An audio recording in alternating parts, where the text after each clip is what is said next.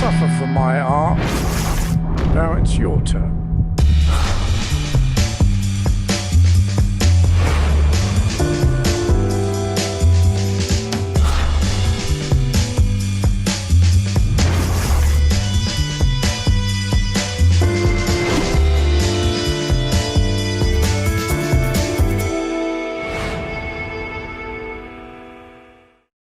You look like a man who survived pulmonary disease. Oh, what is that? What you've just had, lung oysters. Diabetes? Lung oysters. Oh, you got pre-diabetes. So many people are pre-diabetic. I don't know. I mean, I'm 1 point over the thing. Yeah, that's... So I reckon it's just because I've been living poorly. Yeah. Not exercising enough, and I eat pretty good, but I don't exercise enough. And what does pretty good mean? But I don't want it to develop, What's pretty good? Well, I eat a lot better now that Deb lives here. I mean, I don't eat a lot of junk. I don't eat a lot of like sweets or anything, and yeah, a lot of whole foods. Try not to eat too much processed stuff. Yeah. I'm not like a junk food eater. I don't sit with a bag of chips. Yeah. But I haven't been, I used to walk on the treadmill 3-4 miles a day, and I haven't been doing that. And so as a direct result, all my numbers are not as good as they were. Yeah. So, you hit 60 right this year. So the numbers are going to change because they've got a 6 in front of them. Well, they're going to, and I think it's more important than ever to pay attention to that stuff. I don't want to fall to shit. And what do they say? Like, what you do now, your lifestyle now dictates how you're going to feel, 10 years down the road, right? Yeah. Well, there's 2 things I could say to that. Right now, you're as young as you'll ever be again. Correct. And B, you are what you what you put in. So 60 is the new 40 is my mantra. Well, think about what people looked like when you were a kid at 40. They looked 70, Yeah, the problem is I can't get past thinking what I looked like when I was a kid. You just looked like a fucking kid. But I just remember, my grandfather at 50, he looked the same at 50 as he did at 80. Yeah, I've thought about that. I wondered if it was just perceived like anyone over 5 foot when you're a shrimp looks old just because they're taller. But it's true.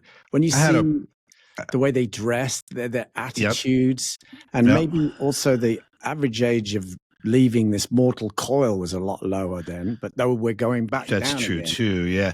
It's funny because my buddy Andy just went to see they're touring the U.S. right now. You know those guys, right? Or that guy. Yeah, it is the Lloyd sing with them. And, Andy used to play drums with them. So they played L.A. recently. And, he's somewhere between your and my age, but looks 85 because of the way he dresses. He dresses very old Englishman. Yeah. With the hat and the jacket and the pant and the slacks and everything. Yeah. He dresses, he doesn't dress like a 62-year-old. Or like 62-year-olds dress now anyway. Yeah, random factoid. Did you know Dan K. Brown from the Fixx? Yes, of course. He played with the. Oh, did he? He did an album session. I remember in the mid-'80s, or he was off to do a session for them. Ah. So that's part of his little arsenal. Yeah. So I think, the way you dress and take care of yourself greatly changes. Although I had a woman the other day say to me, "You don't look 60. I would put you at 55 at the most." Oh, lovely. And I was like, you couldn't have said 45. Would it have killed you? Yeah. Would it have killed you to just compliments cost nothing, right? Yeah.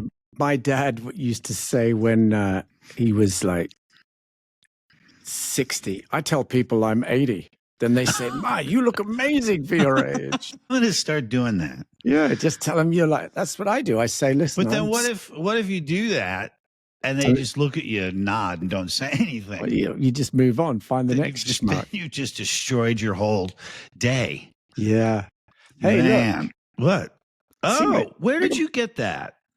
I had it made. Well, Tisha had it made for me as a sample because when we first were mucking around with Juju's artwork, And I had it made because I was on the road, and it was his birthday last year when I was on the road, and I couldn't be there for his birthday, so I put the shirt on.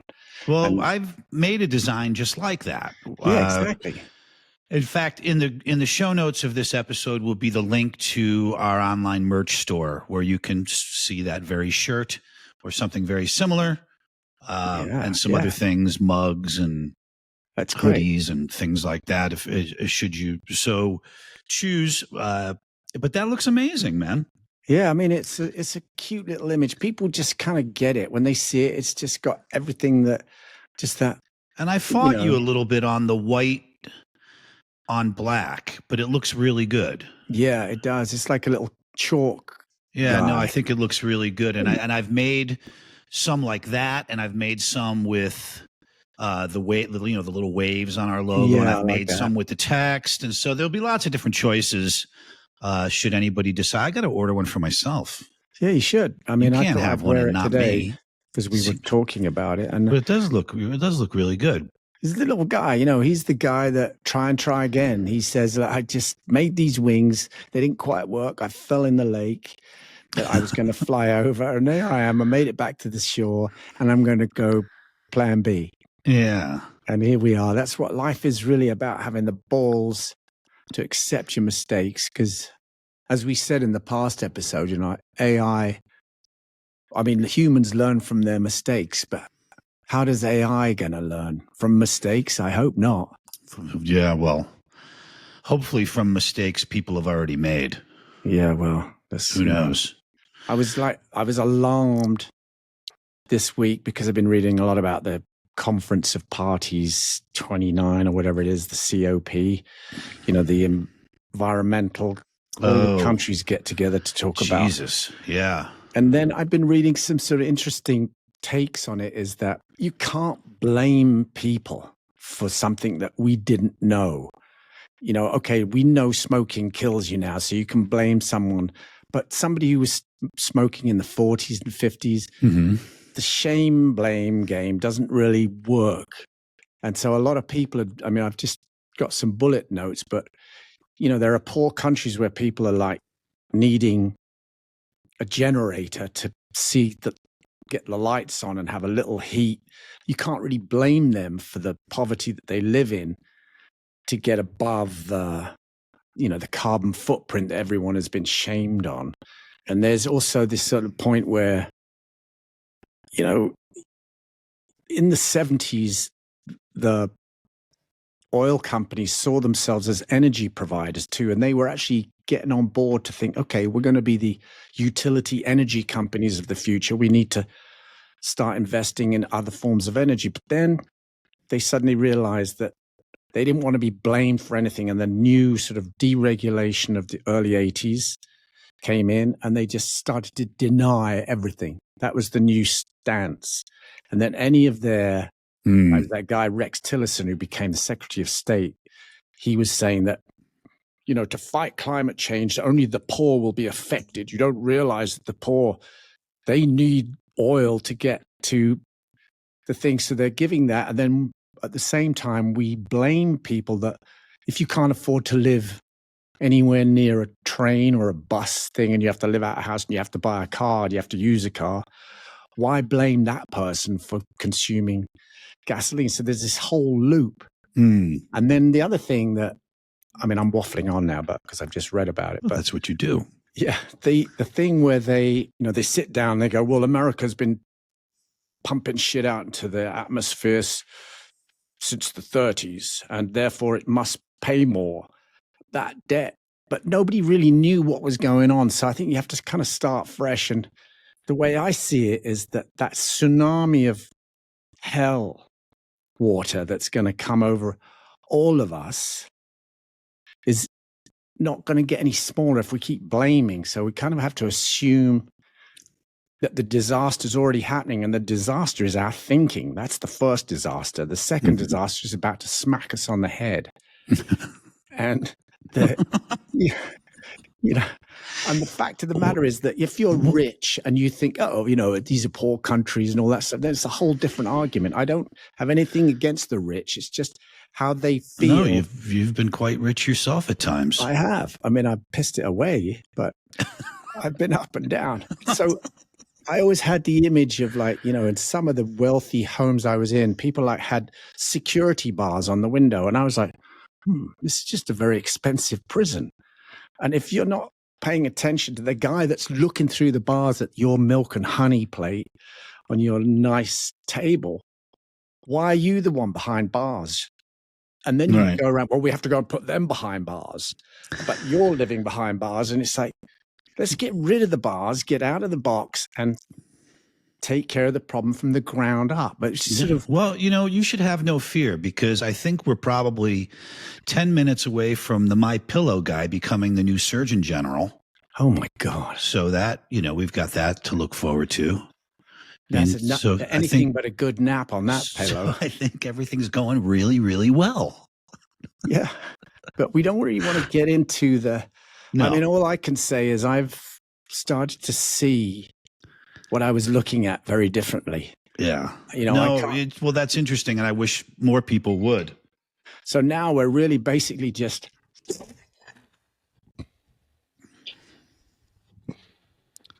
What are you doing there?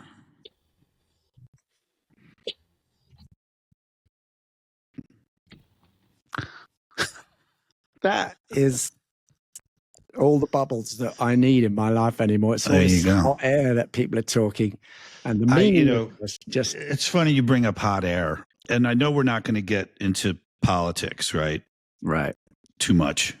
I mean, we can't, because too much. No. And because, as you've said, and you've been very, very open about this, your audience is not red nor blue. They're purple. Yeah. And you've been very respectful of that. I wish I could say some of your audience has been as respectful. You posted a song last week or whatever, this week earlier, a beautiful song. And I read the lyric, and 99.9% of everyone responded positively, except this one woman who took it as a personal attack on the new administration and the people that voted for the new administration. Her response, this woman, Sherry Ann, and I urge you, if you don't know the lyrics to this song, to read them. I'll put them in the show notes. There is nothing that points the finger at anybody. It's a beautiful song. It's a beautiful song that an artist posted at a moment, and this woman, Sherry Ann, wrote on the Fixx site, "Dear Cy, you hypocrite. Accuse your fans of electing a king. You're from a country with a king, and you own a home in France with a dictator named Marcon. Go back to Europe and stay there, honey." Now, this disgusting comment is exactly what a lot of people are fearful of. I know. There was you accused nobody of doing anything. Hey, I wrote this song before anyone. You wrote this song, right, exactly. And this disgusting woman, like, attacks a piece of art based on her perception of what that song was about, which had nothing to do with accusing fans of doing anything. And I found it really repulsive and disgusting. And Sherry Ann, you should be ashamed of yourself. Yeah. And plus, I am a U.S. citizen. And you are a U.S. citizen. And you weren't I'm a citizen of France. I'm a citizen of England. Right. I've actually You're a citizen of the universe. How about that? Exactly. And you weren't accusing anyone. You weren't pointing any fingers. You weren't saying anything inflammatory. Exactly. You posted a piece of art, and that's the way this woman interpreted it and responded. And that is what is so fucking scary about some people right now, in my opinion. It shows you, it's a quick flip from seeing that and then how the misinformation has all been absorbed. And it's exactly what people are afraid of. You know, it's that kind of reaction to things that it's like, whoa, where did that come from? And of course, you know, your fans came to your defense, and, you know, I wanted to, but I figured I had this platform to do so. Yeah. I mean, the thing is, like I said a minute ago, you know, I'm trying to see things in a different way of what I thought I was looking at. And, you know, the whole misinformation game, it's not just one side or the other. Both sides have been caught in this maelstrom of doubt of what is true and the reaction of, if you don't know, you're always, and fear is the sort of front foot, and you don't know, you're going to put your guard up and you're going to grab the first thing that makes you feel guarded, on guard. And so it's an epidemic. Go back to your own country, Cy. How dare you post that beautiful song? Yeah. I mean, I don't know what this woman's life is like, and I don't feel that I can comment about her. All I'm giving is the song that I wrote about my life and my own fears, about my own anger and my own control issues over the people in my life, and how I had to dump on the floor and learn a lesson, like most artists talk about their own pain. This is about my pain. Right. And you could interpret this as anything. Right. You could interpret it as an abusive relationship. Exactly. You could interpret it as an abusive boss. You know, and then she took it even further. And unfortunately, I didn't capture the thread before, I guess, an admin deleted it. But then she even went in on calling you woke and calling I mean, it was just gross. And it made me really sad to see that, especially on a Fixx page, because clearly she's a Fixx fan if she's there to begin with. Right. And I just thought, wow, this is really the problem showing its ugly face right now. Yeah. Well, I feel that maybe she will enjoy the next 4 years, as we all will, and see that the cliff of truth is going to judge us all. Right. And it's, you know, people are going to be jumping in. I was saying to the kids yesterday, I said, what's the difference between constipation and diarrhea? Here you go again. I go, it's always the shit references. But because I know shit. Anyway, I'm sorry I interrupted you. Please finish your shit Cy-ism. Yeah. So what's better, constipation or diarrhea?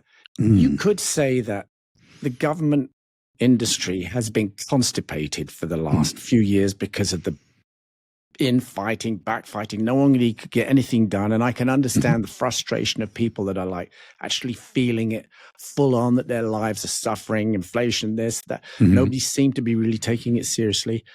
And then all of a sudden, boom, the constipation is gone. This huge mash of shit just came out. And behind it, now it's just nonstop shitting. Was there no other? Well, just stay with me. Stay to with make me. This point. But at some point, are you going to be more like, you were never having to wipe your ass whilst you were constipated? Now you're forever wiping your ass. And when that finally stops and the Imodium bottle is staring you at the face and says, why? And you go, we will all see where this is going. And if the pendulum falls back in the middle, and you know it's going to, because it's all cyclical. And that, you know, people are licking their wounds as to why it wasn't the way they thought it was, and this, that, and the other. I'm not saying it's meaningless, but right now we just have to understand what is happening and then just eat a balanced diet so that you don't get hung up again, and that you don't shit your laughs every such step. a way with words, Cyril. I'm sorry, I offend. No, it's like you know, there's the French part that my mother was very scatological. She used to say, the French say, caca va bien, tout va bien, which basically means if you shit well, all is well. And it's true. Because, you know, in the Middle Ages, people were like stuffed with meat, and they'd be like, then they had to swallow a tench to get. All right. You know. So I'm justified. It's a little raw, and people in my own life like say, do I have to be so scatological? But it gets the point across. Me included. Yeah. And, you know, people do these bodily functions every day. Do they? They do. I mean, I could talk about bad breath, I suppose. People not brushing their teeth or those companies. Like, yeah, that's inexcusable, you know, that's in this day and age. Yeah, really. So, you know, we are, and I'm not, and as a citizen of the world with a UK passport as well, stamped, French passport stamped, US passport stamped many times, I could tell you that the same problems are happening over there, dear Sherry. So whatever you think is in your monocle view of the world is just happening in isolation in America. Wrong. It's happening the world over. And people are seriously pissed off the world over because what you put in ain't what you're getting out. You don't put this in. If you don't put your heart in, you're not going to get the heart back. And yeah, you could be a child about it and say, well, he did it first. I mean, it's like, come on. We all have to step up, own up. There's no way through this other than let's hug and start again. And I've seen, you know, that's what I'm trying to do on stage, basically, is like, that's why these songs, I Was a King with the personal breakdown, is like, break yourself down, admit some faults. We all learn by our mistakes, and that's what art is half the time. Some of us don't. You know, I don't get motivated to write a song when I'm happy because I've got rubbish to write when I'm happy. I'm off being happy. You know, the happy songs, yeah, there's other people, they do happy. I'm going to do things that are a little bit more uncomfortable or, you know, scatological. Musical version of it. Yeah. Anyway, so. At least there's none of that in the solo set that I've found yet. No, it's all going to be a highbrow. And it's going to be great to get out there. We've got the dates getting posted. Will be coming up next week. There are some dates, February, a week of dates in Arizona and California. I'll post them. I'm sure they'll be posted on the Fixx site as well. Yeah, it'll be announced Tuesday. So let's put them out after that. Oh, after that. Okay. Well, this will air after Tuesday. All right, good. The Pac-Man episode, which was very well received. David Pac-Man. Yeah. That was a great guest. Spawned a lot of really great conversation. See, that's what happens when you shut up and you ask somebody who knows more than you to talk. Right? It's very interesting. And that's what I realize in life now. You know, I have a friend who had a band called The Good Listeners, and I thought that's a great title for a band because you're out there making the noise, but you really have to learn how to listen, not just hear. Agree. And I used to, when I was asked to do a speech about lyric writing once or take a class, the opening line was, what is the difference between listening and hearing? You know, when you walk into a room, what is the context of your entrance into what is happening in front of you? What are you bringing in? So we all have to kind of like reset. This is a reset period. We have a salesman in the White House now. Let's see what he's selling us. That's right. Let's see what he's got. And he's got every opportunity now to do everything that he's promised. And I hope he does. Well, I hope he doesn't do some of the things he's promised, but that's just my own personal. I mean, chaos can be the wind of change, and chaos can be opportunity. And if he's, you know, I'm willing to give him the rope. There you go. Absolutely. Take the rope. You got 4 years, my good man. Off you go. Right on. Yeah. So I've heard it put just like that several times in the last couple of weeks, and I agree. Yeah, I mean that's how we. Well, good. So here's to new beginnings. Yeah, man. And here's to us getting out on the road with. I'm excited. You know, I haven't been on a stage in 25 years. You nervous? No, mostly nervous about just putting it all together and making it great. Yeah. That's your job.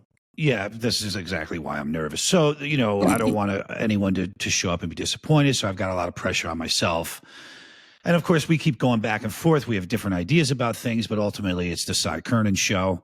So I need to, you know. Yeah, it's like the big mouth frog versus the I like to sing. But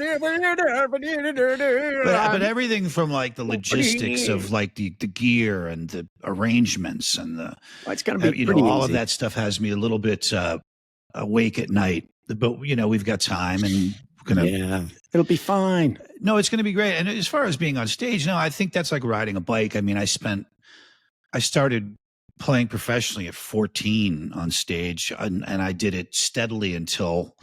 Gosh, I was probably in my very early 30s. So, you know, I think that part is going to be like riding a bike. It's just, for me, it's just like, okay, how is all this going to come together? Yeah, my job is to make you as nervous as possible about what I'm going to say in between songs so that the eggs. You know, I don't worry too much about that, actually. I'm excited to just build a set of sometimes when I'm in my day job, I kind of think there's sort of a subplot to the show, which is I love the Fixx set. I love where we take people.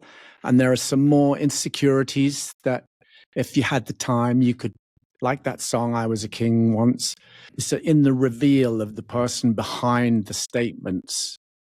And Abby's agreeing with me. Yeah, I know. Debbie's trying to lure her away. There she is. Hello. I know. See her little white socks going around there. But no, I'm excited about it. And I think and we're playing some very cool venues. I mean. Yeah. Don't mention them. I'm not. But I was surprised to see some of the, like, it's going to be exciting. Yeah, I'm surprised too. But I'm more focused on where we're at, what we've just been talking about, where the world is. This sort of in the reveal is got to be the heel for me. My life, where I'm coming from now, is I'm just a messenger, and I've had panic attacks my whole life about what the hell is going on, what isn't. I've had angry moments. I've had out of control moments. I want this set to represent a tip of the hat, because I know the audience has been there with us, with me. You know, they've been on that same up, down, left, right journey. It's like you can't be ashamed of who you've been as long as you're trying now. I agree.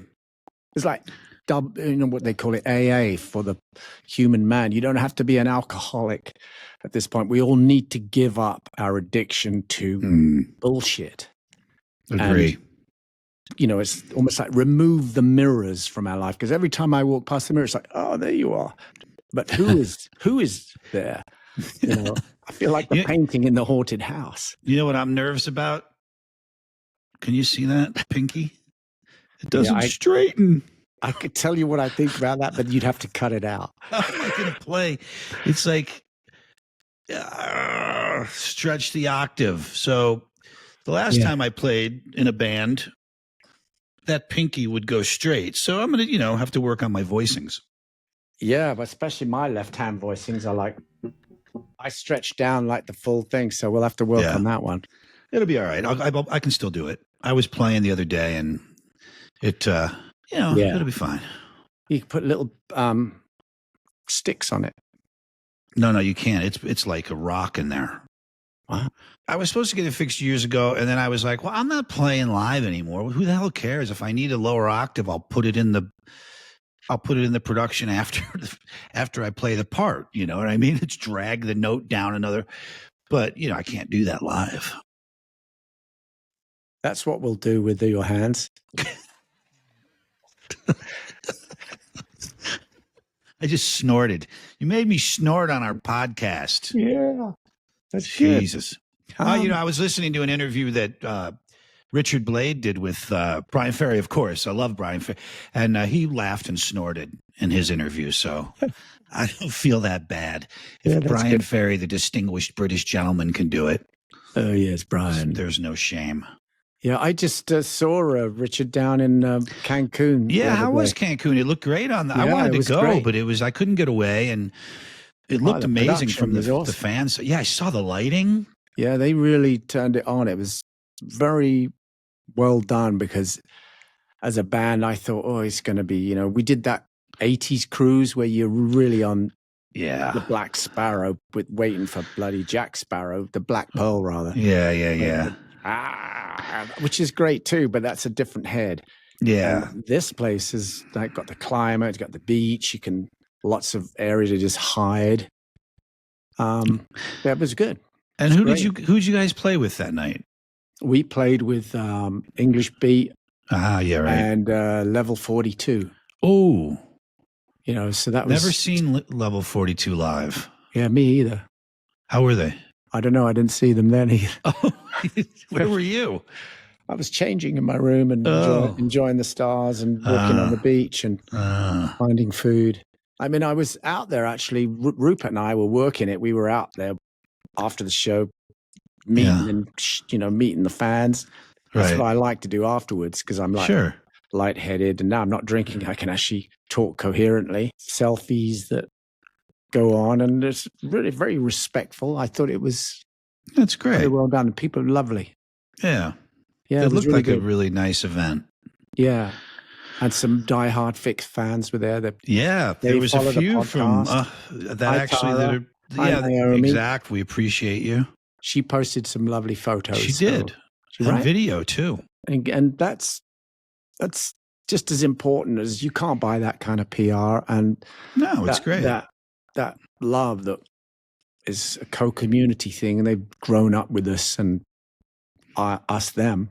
And it's great for the people that can't attend, that they can see, you know, experience a little bit of the joy that's going on there from their there was one guy, there was one band, I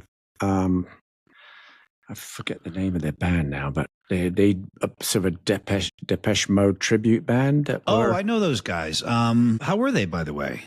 I don't know. I didn't see them. I just saw them individually walking around. They're really just nice people. Yeah, they're good. I follow them on Facebook. I mean, Chris Olivas is the drummer. He's in Berlin, so he's an old buddy of mine in the band. So he's playing with them, and then I forget the name of the guy that posted it now. I'm embarrassed to say, but they play Vegas frequently, like twice a year, 3 times a year, and I've always wanted to go. Last time they played here, they sold out the Chrome showroom at Santa Fe Station, which is a pretty big room. Yeah, they're great players. But one of the things was that one of the guys really posted a great thing about Saved by Zero, like it's the ultimate cone or the near perfect song, and he posted that on his own stream, and I was like, that's nice. It's that one song is something that, again, at this time of life, in these cycles that we're in, that song has kind of doesn't barge in, it just emanates in and creates a space to those that want it. And when you're asking those questions, what now? It's just one breath in and then to that space. And it works for me. It's like and so to hear it back from someone who's like that, it kind of like great. If you guys get a chance to see them, they're actually quite good. They do sort of a Depeche Mode greatest hits set. Their set really focuses on every era of their biggest records and things like that. So it's a different experience. Of course, I like to see the original Depeche Mode do newer stuff, but the party atmosphere at the tribute band show is always just incredible because they really touch on every era and every single song was a hit. Yeah. I mean, this is a conversation we have in the band. Like Rupert came back from seeing Simple Minds once and said, I went to see Simple Minds and I was really pissed off that they didn't play all their hits. And then he realized what it is to be in the audience when you're expecting the songs. Well, we talked in a previous thing about the Are We Ourselves thing in Vegas where I was incensed. But we do have a few hits that we do. No, you do pretty much all. This last set that I saw from this run you guys just did, it looked like you did. Yeah, because we've learned. The biggies, all the biggies. We've learned. But then, that said, there's always some fans who want to hear the dark, deep Of course. stuff. David Packman our interview with him made me relive the Ink record. Yeah. And, I've since not shut up about wanting to do that one song on your solo tour. Right. Well, I won't name the song because we'll keep it a surprise, but and that song plays on repeat in this house. Okay. My wife thought it was new, that it was something you had just sent me. Right. And, and it's on heavy rotation here at the Beck house. Nice. And hopefully you'll agree to do it. You've tentatively agreed to do it, right? Yeah, I think we should. We could give it a bit of a twist. Well, yeah, and I think, I don't want to talk too much about it because I don't want to give it away, but I have an idea for the production for a way to get that movement in there while still regaining a real organic nice vibe. I think it'll be good. Great. I'm excited. I am too. I've sort of been back and forth in my head about this, kind of that, but basically I'm right there now with you where we need to be. We'll start. What I've been doing is I get home. If I go mix the show on the Strip, I come home and I visit with my wife for a little while, and then I sit down at my computer for a few hours and do some work, whether it be working on our merch or editing our podcasts or going through, which last night I was going through the set list. And, it's become a little routine. I sit there and I make some notes. I send them to you. You reject them. And start over the next day and do the same thing. And then I see the pattern. Eventually we'll get to a point where, where you win and then I lose, and the show will be great. I didn't want to sort of be that guy who's like, no, but what I'm realizing is that I'm coming from the singer. And I understand that. Yeah, I get that. And the song that I suggested in place of the other song on Beautiful Friction, it just happens to be my favorite song on the record. Yeah. And you're right. I've seen you guys do it. And it would be weird. It would be kind of hard to pull that off. Yeah. I think in an effective way. I mean, almost I'd liken this little tour, even though it won't be exactly what I'm about to say, but some nights we've been playing in places like one time we were playing at Prince's Club, Paisley Park, and we're halfway through the set and suddenly the PA just died. Oh, wow. There was a power cut. All the amps shut off and all you could hear was me bellowing into a dead mic and the drummer whacking his sticks, the only acoustic instruments and it was almost like full production, little production. And then that's what a solo show is, the power's out. And I first got the idea of going out doing solo shows when I was halfway up the mountain with Mike Peters and Love, Hope, Strength, and it realized that I've seen those videos. You can connect with just a shoestring and a voice. Obviously, you can connect for 5 minutes, but if you want to entertain for an hour and a half, you've got to bring in 2 shoestrings and a pair of shoes, and then pants to go with it. And then next thing you know it, you're dressed. Those clips I sent you of my that was brilliant, by the way. But that guy is a real melancholy. There isn't one fleck of sunshine in his whole show. I know, man. And you tend to lean that way a bit with your solo stuff. Well, because that's where the healing is. You've got to dress the wound, clean the wound before it'll heal. So it's the healing tour. I'm not just going to his leg's fallen off. La, la, la, la, la, la. He's dying of syphilis or whatever it is. Doug has diabetes. Yeah. So I agree. There has to be uplifting moments. And that's just my bouncy personality. And you never know what I'm going to say next. No. And there'll be some Hopefully joy, you won't go on any poop diatribes. Really hoping poop diets or poop diatribes. Diatribes. No, that doesn't happen. I saved them for this podcast. Yeah. Thank you. Love that. But, but most of the people that I feel that could be upset with that line of language understand it because it's been with them all their lives, and you end up having your bottom wiped. Okay. You wipe your own. Can we not go back there yet again? These are fucking hell. They're important moments. Anyway, moving on to that, it's like I've been thinking about, Driven Out is my song. That's my flag. I love that song. And it doesn't matter what side of the corridor you want to put your camp. I'll tell you one thing. When that song first came out, we were invited to play at the first World Day, which was, the first consciousness sort of publicly in rock and roll of climate change. We were in South Street Seaport, and there's thousands of people. We played that song. Right. And then that song was really big on the rock charts. And there was a guy who was living off the grid with about 500 guys that had burnt their passports, driving licenses, living in Oregon. And these guys were pretty much, hardcore, those guys that now called Proud Boys or whatever. Okay, yeah. Right. And so I was like, whoa. So, and I remember meeting those guys. They came up at a gig we did in Oregon and they were like, and I was like, well, kind of makes sense that you've had enough of being told what to do. You're an adult. You want to go and learn you can do this, you can do that, work with your hands. Great, go on. But the reason you burnt your passport and burnt your driving license was that you didn't want anything to do with them. And you were going to be sort of in your own little state. But then it started to look, as soon as suddenly they got signal in the woods and they got phones and then it all went tits up. all of a sudden you're no longer living off the grid, you're living in the fishnet. And you're being fished with pH every day. And so there's that. But then on the other side of it, there are the most progressive people who see what's wrong in society with that song. So that is a unifying song. That is as unifying as Saved by Zero. And that's more,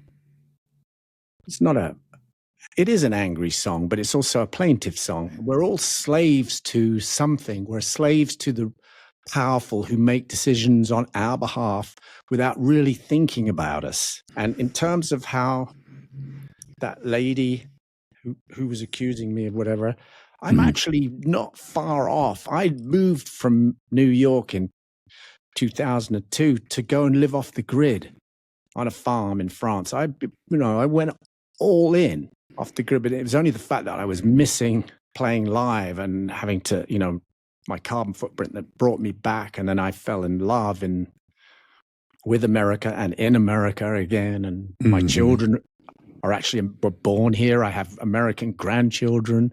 My children are American, so I feel part of this amazing experiment called America. And I see both sides of the story. The idea of America's underlying construct is isolationism.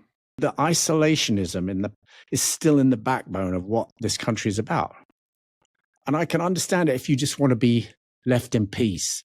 But if you're going to go out and sell bombs, how the fuck are you going to be left in peace? So you got to decide what you should have been exporting McDonald's to Iran and McDonald's to Afghanistan, and Coca-Cola should have been dropping from the skies, and Mickey Mouse should have been like greeting people at the, hey, hello, Pluto. It's funny. You've been a little dark this podcast, but what makes me laugh is on the Fixx site. I don't know if it was Tara that posted a great video of you guys doing Red Skies. And the people in the audience are so fucking happy. They're dancing and they're like, and of course we know what that song's about, but of course they're celebrating a time in their life when they first heard that song, and they're, reliving something. And the pure joy as you sang those words was such, it made me chuckle. But it's the irony. I mean, I remember when we first started off, we'd be catching underwear to the strains of Stand or Fall or Red Skies. I'd be like, what am I missing here? Had I been there, I'd have been right in the middle of them. Yeah. Partying with them, because, those songs represented, something to me. And even though the lyric is intended to say something very dark, I mean, the joy that hearing that song brought those people, and would bring me too. It was ironic. Yeah. I mean, now the size of the panties, oh my God. It's so rude. It's like a sail. Excuse me. Hey. Sorry. Bodies change and a beautiful face will change, but a beautiful soul will always stay the same. Yeah. But, there were a lot of, prior to the Cancun thing, we did 4 shows in Florida, and there were a lot of young kids. So many. What I love is when somebody who's into the Fixx brings their kids and they say, I brought this, they've been into the Fixx since they were knee high and they know the words. And then I'm going to send you a little video that a personal friend of mine, his little daughter's singing a Fixx song. For the future. Sing the other part. Doesn't mean right now. Coming up, coming up. It's for the future. Just really warmed my heart and she's singing a little bit of Built for the Future, and which is exactly what I was thinking about when I wrote the song. My kids were built for the future. I looked at them and I saw them as being the ones that are going to carry on after we're completely useless, which is soon. And look at what we're handing them, and the fight in aisle 3 over the can of peas that is going on in the White House. Go back to your own country, Cy. It's meaningless, this argument that people are having, this isolationistic, pessimistic, myopic view of yourselves. in context of world situation and what's going to happen to all of us at the same time, even though you don't feel it yet. It's your world. Every part of it is yours. There's no borders. The only thing that'll stop you from getting over there is you can't swim. And it's a long way. Other than that, eat your peas and be grateful. All right. Well, on that note. Yeah. Are we, I have been dark because it's when I get home. You've been a little dark, but that's okay. I mean, it's food for thought, and you have an intelligent audience. We have an intelligent audience that watches our podcast. They always make thoughtful comments, and so I think it's good. And you know, we got a guest opportunity. I was out on the road. Kasim Sultan was out with us opening some shows, and I said, "Hey, do you want to come on the show?" Oh, good. And talk about Todd Rundgren. And he goes, "Sure, I'll come on." And that's great. Guys, so we have a guest because I love Todd Rundgren ever since I was knee high on the. I mean, he's one of my biggest influences ever. Mine too. So that's why we're sitting here together, probably. Yeah, maybe. Kazim has been there. The first show the Fixx ever did was at the Ritz in 1982, November 1982, and I'm backstage and. Hi, I'm Kazim. I play with Utopia. And I was like, whoa. Yeah. Whoa, first Fixx show. I know. My favorite band is. I'm like Herman and Mink Hollow was the first record as a kid when I started playing piano that really sucked me in. And then from there, I just discovered everything. I've always been a huge Todd fan. It'd be great to have Kazim on. When are we going to do that? Pretty soon. As soon as I get done with this next week, I'm going to call him up and we'll set it up for the week after next. Send me his contact stuff and I'll send him the info. Yeah, man. That'd be great. Right. Yeah. That's something to look forward to. Although you let the cat out of the bag. Could have been a surprise. But you could edit it. Everything doesn't. Yeah, that's true. Everything doesn't have to be a surprise, right? No. I mean, people can... it's just we're all over the shop with our guests, and I love it. And I think that our viewers like it too. They seem to. Yeah. Keeps things interesting. I had some fun time, met some really cool people that would love to come on the show on this cruise too. So it'd be great. Then they don't have to listen to you talk about poop every episode. Yeah, but it's funny enough, the proctologist that I went to see, he would love to come on the show and really, because he really, of course, he knows his shit. I'm going to leave it right there. Yeah. How about a Hollywood vet? I know a Hollywood vet too. All right. Well, let's leave it there. You guys check the show notes for information on the tours coming up and merch and things like that. And we'll see you on the next one. Thanks for watching. Yeah. Nice one, Doug Lee.